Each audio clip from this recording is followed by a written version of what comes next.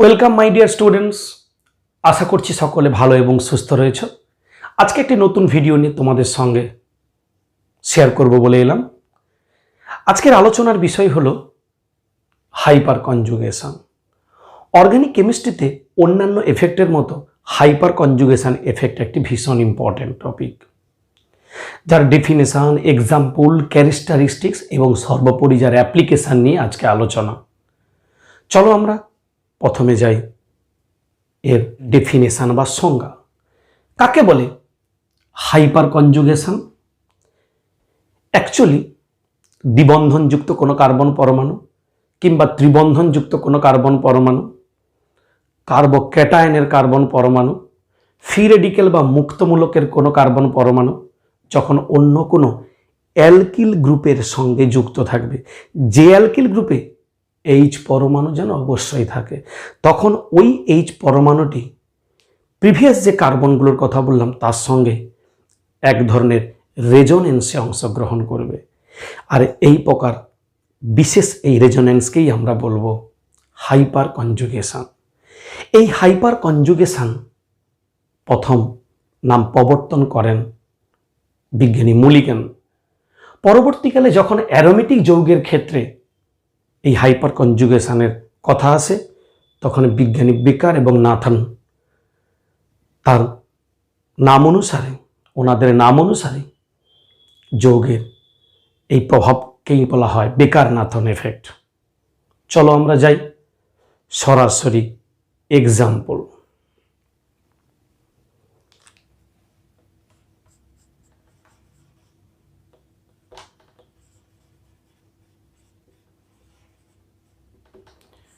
উদাহরণ কি কি?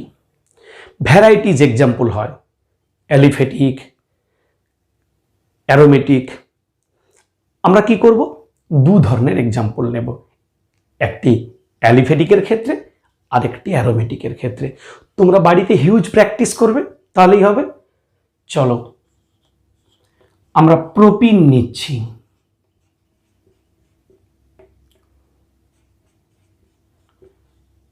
একটু লক্ষ্য করো তো, এটি কার্বন কার্বন ডবল বন্ডের কার্বন আর তার সঙ্গে একটি অ্যালকিল গ্রুপের কার্বন, যেখানে কিনা হাইড্রোজেন রয়েছে। তাহলে এই হাইড্রোজেন পরমাণুগুলি এই কার্বন পরমাণুর সঙ্গে একটি রেজোনেন্সে অংশগ্রহণ করে। সেই বিশেষ প্রকার রেজোনেন্সই বললাম কি হাইপার কনজুগেশন। তো দেখাই কিভাবে করছে। সিম্বল আগের মতোই সেম থাকছে রেজোনেন্সের মতো। এখানকার প্রত্যেকটা হাইড্রোজেন পরমাণু এর সঙ্গে রেজোনেন্স করছে। আমি প্রত্যেকটা স্ট্রাকচারই দেখাচ্ছি ভেঙে। তাহলে এখানে তিনটে হাইড্রোজেনকে আমরা একটু অন্যভাবে লিখে নিচ্ছি। দেখো তোমরা, সাপোজ এইটি ভাঙলো, ভেঙে এখানে গেল, তাহলে স্ট্রাকচারটা হবে এই এইচটি প্লাস রূপে থাকবে। এটাতে double bond CH CH2 minus. আমরা এটা একটা পেতে পারি। আবার অনুরূপে এটা ভেঙে আরেকটি স্ট্রাকচার পাবো। দেখাচ্ছি, যদি এখান থেকে যেত তখন এই এইচটির সঙ্গে কার্বনের কোনো বন্ড থাকতো না।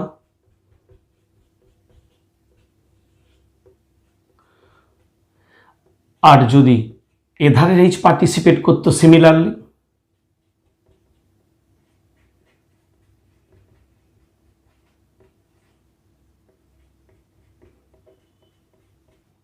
এই যে আমরা গঠনাকৃতিগুলো দেখতে পাচ্ছি, এগুলোকেই বলা হয় ওর হাইপার কনজুগেটিভ স্ট্রাকচারস। একটা কথা কি তোমরা ফলো করে দেখছো, যে এইচটি পার্টিসিপেট করছে সে কিন্তু কার্বনের সঙ্গে কোনো বন্ড নেই, অথচ রেজোনেন্স। তাই অনেকে একে বলা হয় নো বন্ড রেজোনেন্স, কেউ বলে মিনি রেজোনেন্স। চলো আমরা আরেকটি এক্সাম্পল নিচ্ছি, যা কিন্তু অ্যারোমেটিকের ক্ষেত্রে। অ্যারোমেটিক হাইড্রোকার্বনের একটি এক্সাম্পল হলো টলুইন। বিজ্ঞানী বেকার নাথন আবিষ্কার করেন বলে তাই একে বেকার নাথন এফেক্ট বলে।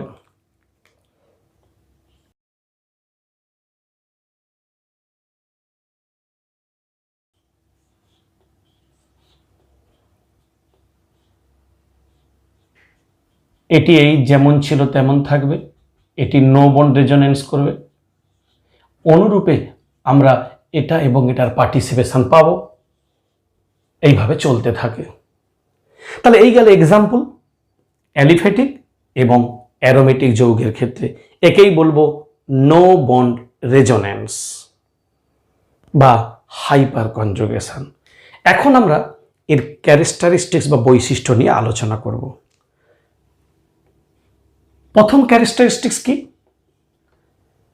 আগেই তো বললাম এটি একটি নো বন্ড রেজোনেন্স ঘটায়। যেহেতু রেজোনেন্স, তার মানে একটা মলিকুলের স্থায়িত্ব প্রদান করে এরা। এটি একটি পার্মানেন্ট বা স্থায়ী এফেক্ট।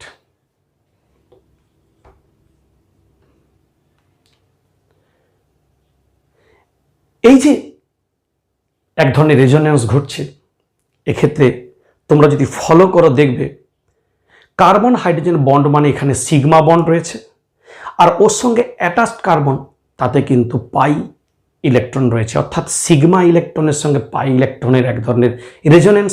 তাই অনেক সময় একে সিগমা পাই কনজুগেশনও বলে।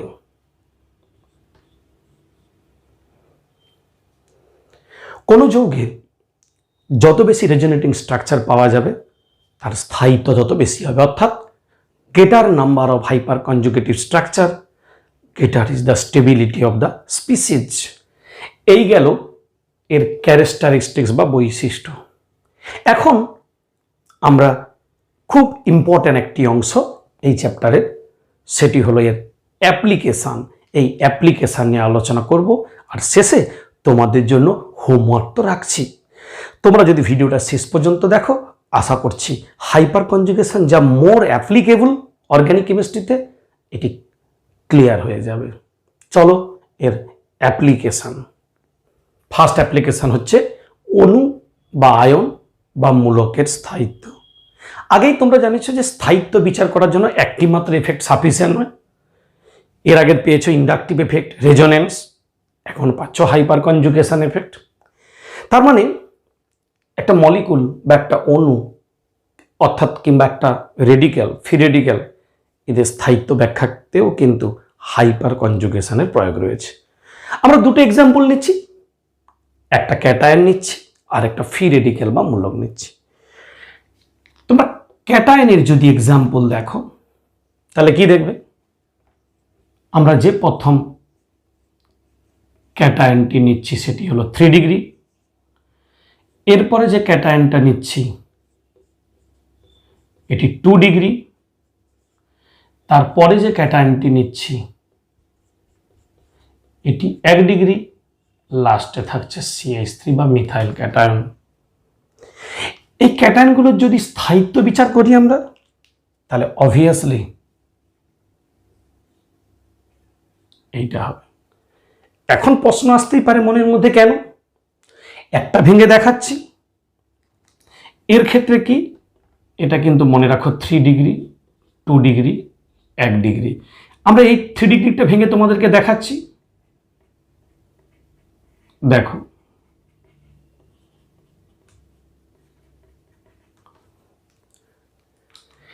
এই যে 3 ডিগ্রি কার্বোক্যাটায়ন দেখতে পাচ্ছ তোমরা, এটি sp2, পাশের কার্বনগুলো sp3, অর্থাৎ সিগমা ইলেকট্রন পাই ইলেকট্রনের সঙ্গে হাইপার কনজুগেশনে অংশগ্রহণ করছে। তার মানে এখান থেকে পাবো 3টি, এখান থেকে পাবো 3টি, এখান থেকে পাবো 3টি, মোট 9টি হাইপার কনজুগেশন।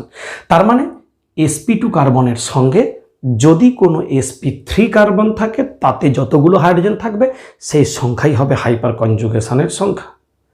তাহলে এখানে 9টি, এখানে 6টি, এখানে 3টি, এখানে নীল, কোনো হাইপার কনজুগেটিভ স্ট্রাকচার পাবো না। তাই আজকেই ক্যারেক্টারিস্টিক্সে বললাম যে যত বেশি হাইপার কনজুগেশন গঠন পাওয়া যাবে তার স্থায়িত্ব তত বেশি হবে। ক্লিয়ার হলো আশা করছি। চলো আমরা একটা রেডিক্যালের ক্ষেত্রে নিই। যদি আমরা রেডিক্যালের ক্ষেত্রে নিই তাহলে কিন্তু সিমিলার ঘটনা ঘটবে।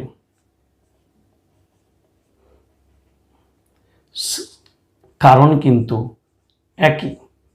তার মানে 2 ডিগ্রি রেডিক্যালের থেকে 3 ডিগ্রি রেডিক্যালের বেশি, আবার 1 ডিগ্রি রেডিক্যালের আরও বেশি, কিংবা অনলি CH3 রেডিক্যাল। তাহলে এই কার্বনটি এর মতো যদি ভেঙে লিখি তাহলে এটি হবে sp2, আর বাকি 3টি sp3 হাইপার কনজুগেশনের সংখ্যার উপর স্টেবিলিটি নির্ভর করছে। তার মানে স্টেবিলিটি বিচারের ক্ষেত্রে হাইপার কনজুগেশন একটা গুরুত্বপূর্ণ ভূমিকা পালন করে। চলো আমরা যাই নেক্সট অ্যাপ্লিকেশন, অণুর বন্ধন দূরত্ব, bond length of the molecule. এই যে বন্ধন দূরত্ব, বন্ড লেন্থ, এক্ষেত্রেও কিন্তু হাইপার কনজুগেশনের একটা গুরুত্বপূর্ণ ভূমিকা রয়েছে। আমরা দুটো এক্সাম্পল নিচ্ছি পাশাপাশি কম্পেয়ার করার জন্য। প্রথম এক্সাম্পলে কি নিয়েছি, প্রোপিন, আর পাশে নিয়েছি ইথেন। দুই ক্ষেত্রেই carbon carbon single bond distance compare করছি। দেখলাম যে এখানের থেকে এখানের মানটা বেশি, অর্থাৎ সিঙ্গেল বন্ডের দূরত্বের বিচারে প্রোপিনের থেকে ইথেনের বেশি। এখন প্রশ্ন কেন? কারণ এই যে সিঙ্গেল বন্ডটি হাইপার কনজুগেশনের ফলে এই সিঙ্গেল বন্ড ডাবল বন্ডে পরিণত হবে, অর্থাৎ দ্বিবন্ধন চরিত্র পরিণত হওয়ার ফলে বন্ড লেন্থ ছোট হয়ে যাবে, তাই সিঙ্গেল বন্ডের দূরত্বের বিচারে ইথেনের থেকে এর মান ছোট হবে। এবারে সেই প্রোপিনের যদি ডাবল বন্ড বিচার করি এবং কম্পেয়ারের জন্য যদি ইথেনের পরিবর্তে ইথিলিন নেই, এখানে ইথিলিনে কার্বন কার্বন বন্ধন দূরত্ব দেখতে পেলাম, আর এখানের মানটা দেখো ওর থেকে এই মান একটু বড়। কেন? কারণ মানে হাইপার কনজুগেশনের ফলে এটি অংশগ্রহণ করবে, ফলে এটি সিঙ্গেল বন্ড চরিত্র পাবে, ফলে ডাবল বন্ডের থেকে যখন সিঙ্গেল বন্ড হবে তখন বন্ড লেন্থ বেড়ে যাবে, সেজন্য এই মানটা বেশি। সেখানে ওটাই ফিক্সড মান, চেঞ্জ হওয়ার কোনো প্রশ্ন নেই। তাহলে হাইপার কনজুগেশন যেটা এফেক্ট, আর সেটা যে একটা বন্ড লেন্থকে প্রভাবিত করতে পারে, এই রেজাল্টটাই তা প্রুভড করছে। তো এইভাবে যদি আমরা শিখি প্রত্যেকটার ক্ষেত্রে, আশা করছি এফেক্টের কোনো সমস্যাই থাকার কথা নয় তোমাদের। চলো আমরা যাই অ্যাপ্লিকেশন 3, দ্বিমেরু ভ্রামক। এই যে অণুর দ্বিমেরু ভ্রামক কম্পেয়ার করার জন্য আমরা কিন্তু হাইপার কনজুগেশন এফেক্টের ব্যবহার রয়েছে এবং সেটা দেখাচ্ছি। আমরা দুটো এক্সাম্পল নিচ্ছি, একটি হলো অ্যাসিটালডিহাইড আর একটা হলো ফর্মালডিহাইড। দুজনের ডাইপোল মোমেন্টের মানও আমি লিখে দিয়েছি এবং সেই মান দেখে বোঝা যাচ্ছে অ্যাসিটালডিহাইডের ডাইপোল মোমেন্টের মান ফর্মালডিহাইডের থেকে বেশি। এখন প্রশ্ন দাঁড়াচ্ছে কেন, কি এর এক্সপ্লানেশন রয়েছে? তোমরা দেখতে পাচ্ছ আমি অ্যাসিটালডিহাইডকে ভেঙে লিখেছি এবং এটি হাইপার কনজুগেশনের সম্ভাবনা আছে এখানে, কিন্তু ফর্মালডিহাইডকে যদি আমরা ভেঙে লিখি তাহলে সেক্ষেত্রে এই ধরনের কোনো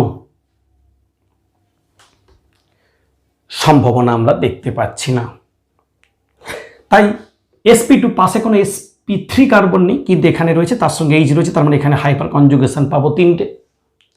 তাহলে এই যে ডাইপোল মোমেন্ট অর্থাৎ পোলারিটি, এটা অবশ্যই নির্ভর করছে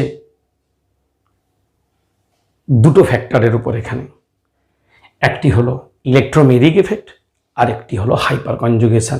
এক্ষেত্রে ইলেকট্রোমেরিক এফেক্ট রয়েছে, কিন্তু হাইপার কনজুগেশন এফেক্ট নেই।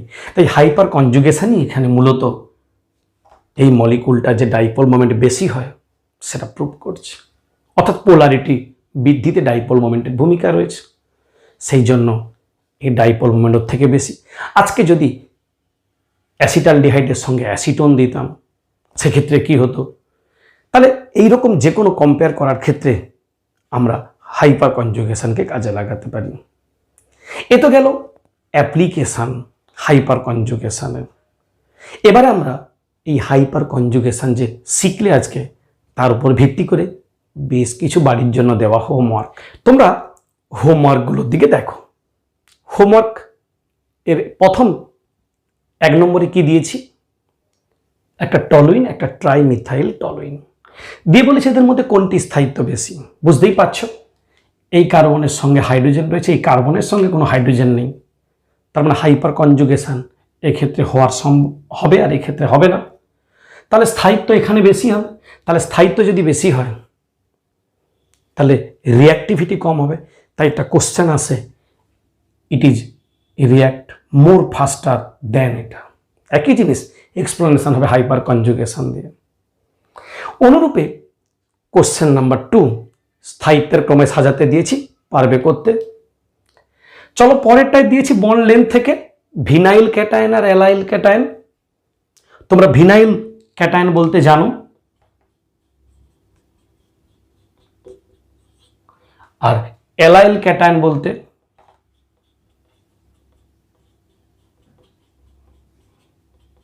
বুঝতেই পারছো স্থায়িত্বে হাইপার কনজুগেশন কোনটাই হবে সেই অনুযায়ী এসছে। একটু আগেই বলেছিলাম অ্যাসিটাল ডিহাইড আর ফর্মাল ডিহাইডের ডাইপোল মোমেন্ট, সিমিলার টাইপের কোশ্চেন দিয়েছি। অ্যাসিটোন আর অ্যাসিটাল ডিহাইড মানও বলে দিয়েছি, হাইপার কনজুগেশন এফেক্টটা কাউন্ট করলেই বুঝতে পেরে যাবে। লাস্ট আরেকটা প্রশ্ন দিয়েছি 2-মিথাইল 2-বিউটিন আর 2-মিথাইল 1-বিউটিন। স্থায়িত্ব অবশ্যই হাইপার কনজুগেশন গঠন করবে, সংখ্যার উপর তো ডিপেন্ড করে, তাই সেই অনুযায়ী আমরা জেনে যাব কোনটা হবে। এই হাইপার কনজুগেশনের আরেকটি গুরুত্বপূর্ণ অ্যাপ্লিকেশন হচ্ছে সাবস্টিটিউশন রিয়াকশানে। বিশেষ করে SN1 রিয়াকশানে যখন কার্বোক্যাটায়ন তৈরি হয়, কোনো গ্রুপ শিফট হয়ে মোর স্টেবল কার্বোক্যাটায়নের দিকে যায়, তার ফলে আমাদের টার্গেট প্রোডাক্ট যা পাওয়ার কথা ছিল তার থেকে আদার্স প্রোডাক্ট বেশি পাই। তার পিছনে ব্যাকগ্রাউন্ডে মূল কারণ কিন্তু হাইপার কনজুগেশন। আশা করছি আজকের এই অংশটা পুরোটাই ক্লিয়ার হয়ে গেছে। যদি কোথাও অসুবিধা থাকে অবশ্যই আমাকে কমেন্টে জানাবে। মাত্র কয়েকটি এই ধরনের এক্সাম্পল করলে হবে না। যদি কম্পিটিটিভ পরীক্ষায় যাও, নিট বা এই ধরনের স্ট্যান্ডার্ডের কোনো পরীক্ষায় যাও, তাহলে তোমাদের আরও মোর অ্যাপ্লিকেশান করতে হবে, তাহলেই হবে। তবে আমি কিছু করালাম পথটাকে ইজি করার জন্য। আশা করছি আজকের এই আলোচনার অংশটা তোমাদের ক্লিয়ার হয়ে গেছে। তোমরা আরও বাড়িতে এই ধরনের এক্সাম্পল বেশি করে প্র্যাকটিস করবে, তাহলে তোমরা যে কোনো কম্পিটিটিভ পরীক্ষার জন্য চ্যালেঞ্জ নিতে পারবে। যদি কোথাও সমস্যা হয় অবশ্যই কমেন্টে জানাও। তোমাদের সঙ্গে আমার দেখা হবে পরবর্তী ভিডিওতে। সবাই ভালো থাকো, সুস্থ থাকো।